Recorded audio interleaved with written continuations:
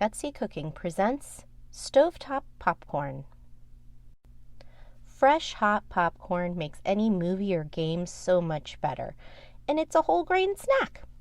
Makes it healthy, as long as it's not cooked with too much oil. Well, I'll show you how. Your time commitment for this is 15 minutes of active attention. That means you are not leaving the kitchen. Let's gather our supplies. You're going to need a large pot with a fitted lid, a measuring cup for 1/3 cup, a measuring tablespoon, and a large serving bowl. Then you're going to get out your popping corn. You're going to need 1/3 cup, and you're going to get out some light olive oil. If you don't have olive oil, vegetable oil will work, or canola oil, peanut oil. You cannot use extra virgin olive oil though, because the popcorn will burn. You're going to need 2 tablespoons of that oil. Finally, get out your salt shaker. To get ready, you're going to place the pot on the stove and add the popcorn. To combine, we're going to start with that cold dry pan that you put on top of the stove already with the popcorn in it. Then you're going to drizzle those kernels with oil. Give the pan a gentle shake so that the kernels and the oil are all kind of evenly dispersed. For this next part, you will have to pay careful attention. Turn the stove to medium heat, which is between 5 and 6.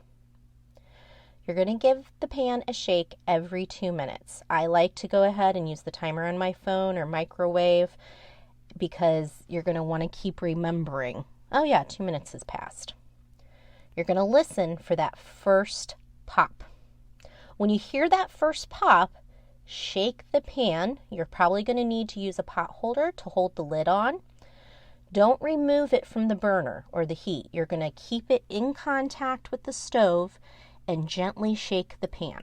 Okay? And you can take breaks. You don't have to do it quickly or for a long time. Just shake the pan every about 10 seconds.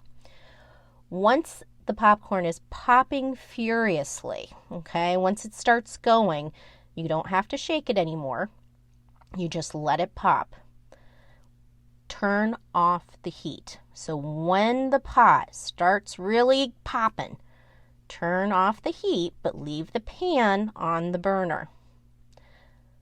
Just listen to it and listen for the popping to slow way down. When it starts to slow way down, slide the pan off of the burner, just across the stove, and let it sit there, and you're going to listen for the popping to stop. Finish and serve. Once the popping has stopped for a count of 30, remove the lid. You're not going to want to remove the lid sooner than that, or you will have popcorn flying all over the kitchen. It can also pop into your face or an oil splatter, which can hurt. Once the popcorn is ready, tip into the large serving bowl that you already put out, and then take your salt shaker. Add salt slowly with the salt shaker. Give a little taste. If it needs more, add more. Be careful with the salt, because you can always put more in, but you can't take it out. To make popcorn extra fancy, although everyone will be impressed that you popped it on the stove and not just threw a bag into the microwave, top it with some shredded Parmesan, a little bit of melted butter. They even make a ranch dressing powder that you can use, cinnamon sugar, or even nutritional yeast. This is different than baking yeast, but nutritional yeast will add a cheesy flavor, and it gives you some B vitamins too. As I had already said, careful. You can always add more salt or any seasoning, but you cannot take it out, so go slowly with the seasonings. Thank you for your time and attention. Now go get gutsy.